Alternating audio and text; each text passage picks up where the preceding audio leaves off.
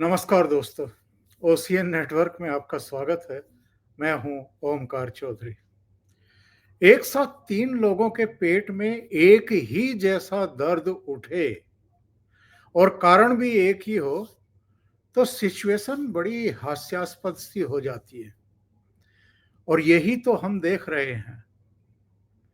अखिलेश यादव के पेट में दर्द पिछले 2 दिन से हम देख रहे हैं और बड़ा तेज दर्द है, मरोड़े के साथ दर्द है ये। और वो सीधे कह रहे हैं कि चुनाव आयोग मर गया है।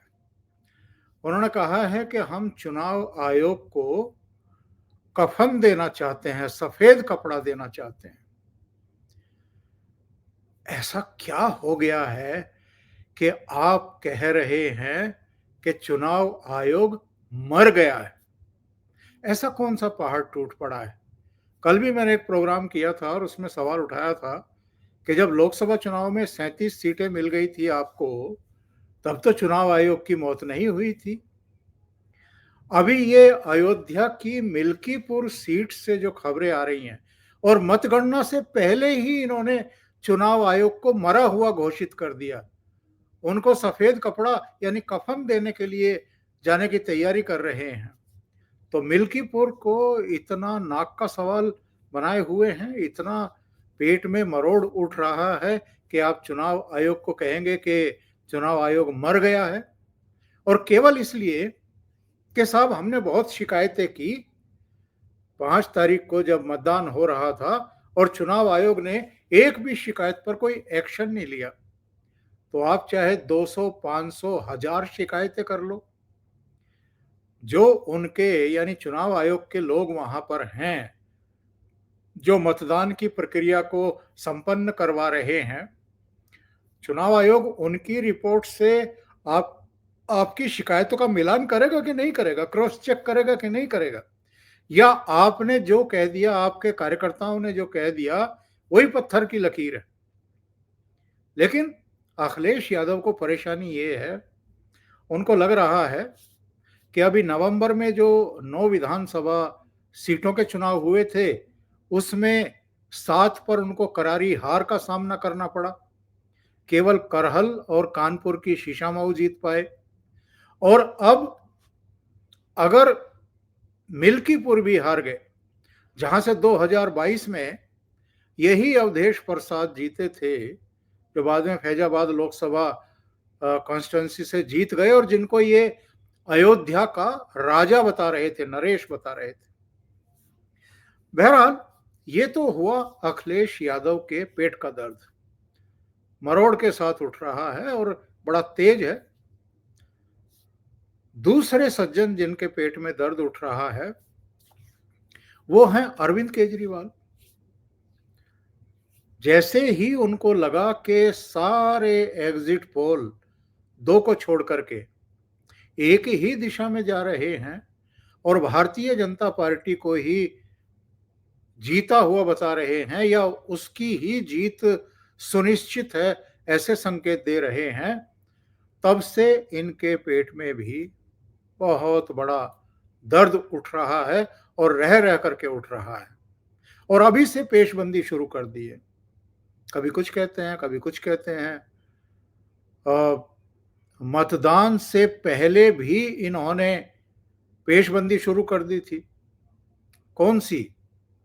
ये कहकर के सनसनी फैलाने की कोशिश की थी कि ये झुग्गियों से, झोपड़ियों से, मलिन बस्तियों से मुझे फोन कॉल आ रहे हैं कि साहब भारतीय जनता पार्टी के लोग 3-3 हजार रुपए दे रहे हैं और कह रहे हैं कि अपनी उंगली पर स्याही लगवा लो, यानी वोट डालने मत जाना, अपने घर में बैठे रहना, ये लो 3,000 रुपए।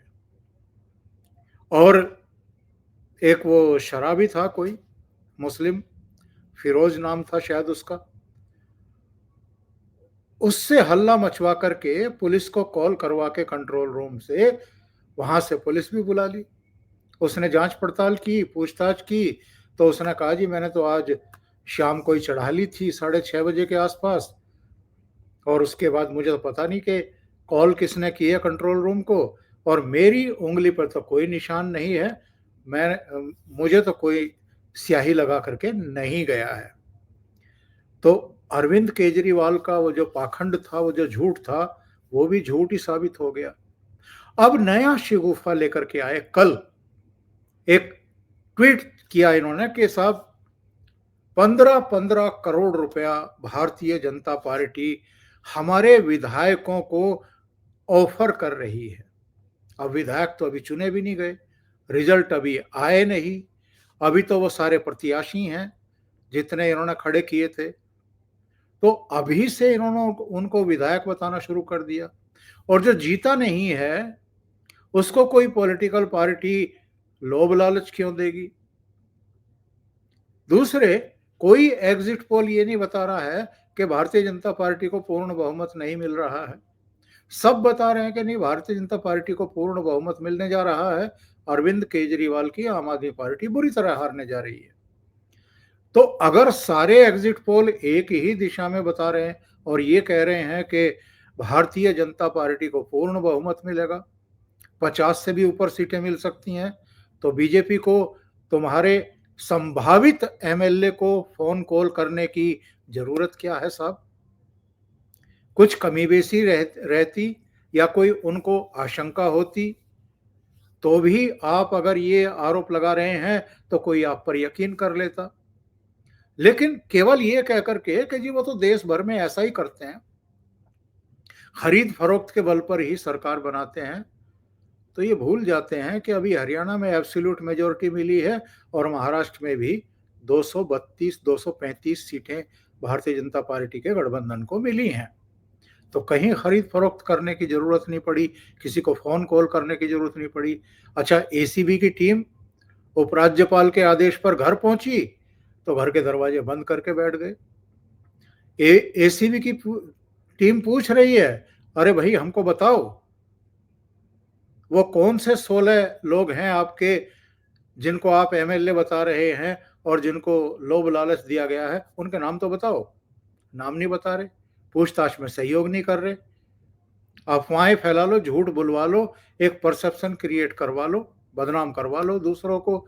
लेकिन जब पूछताछ के लिए टीम पहुंचती है तो घर में बैठ जाते हैं घुस करके और बात ही नहीं करते, उनकी एंट्री ही नहीं होने देते। दूसरे, तीसरे सज्जन हैं राहुल गांधी। राहुल अब महाराष्ट्र में सरकार बने हुए भी कितना समय हो गया, अब इनके पेट में मरोड़ उठनी शुरू हुई है। अभी इन्होंने लोकसभा के उसमें भी कहा कि साहब वहां पर लोकसभा और विधानसभा चुनाव के बीच में इतने मतदाता और बढ़ गए जितनी आबादी अकेले हिमाचल प्रदेश की है।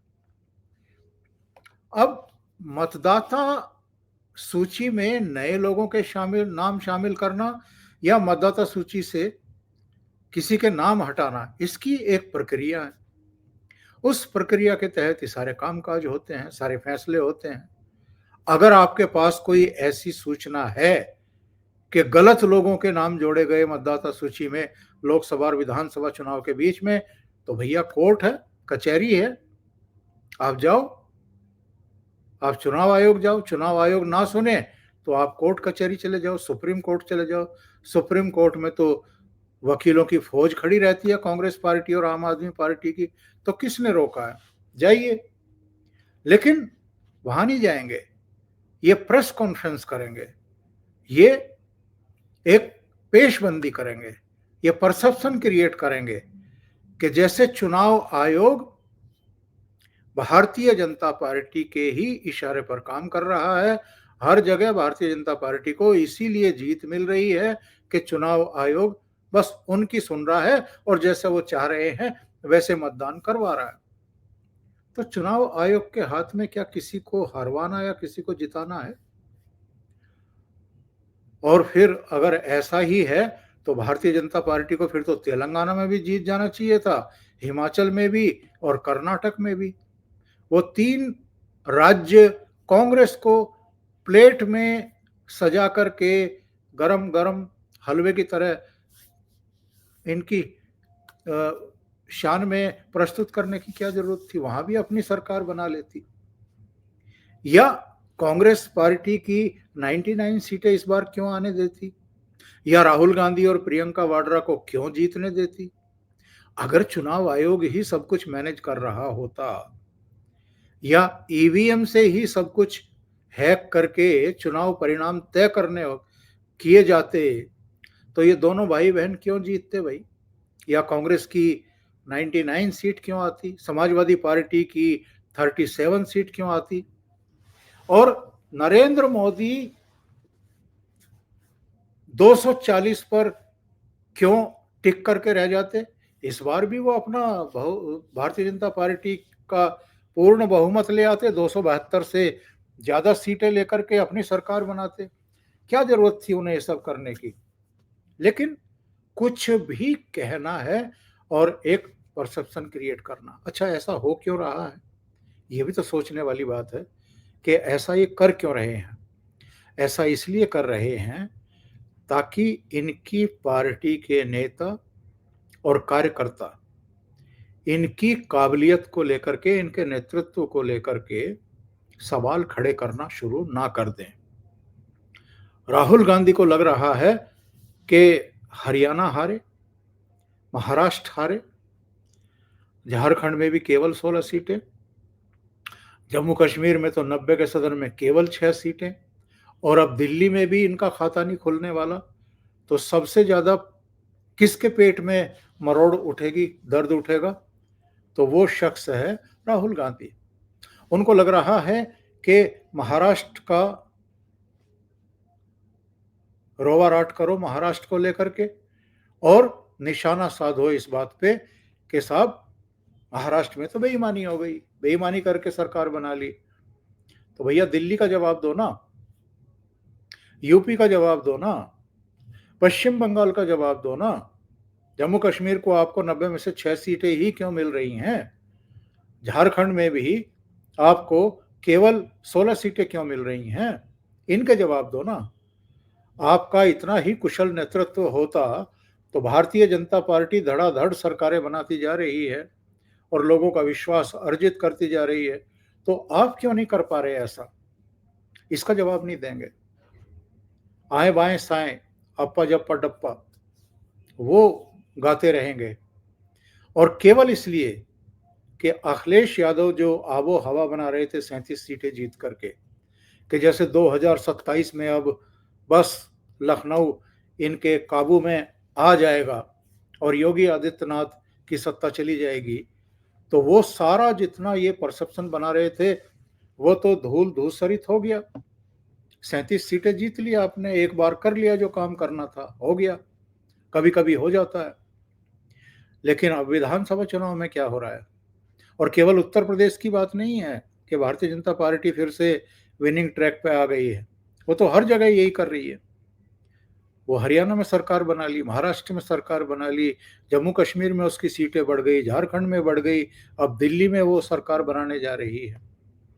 तो इसलिए सबके पेट में दर्द उठ रहा है, एक ही जैसा है, कारण भी एक ही है। अभी के लिए इतना ही।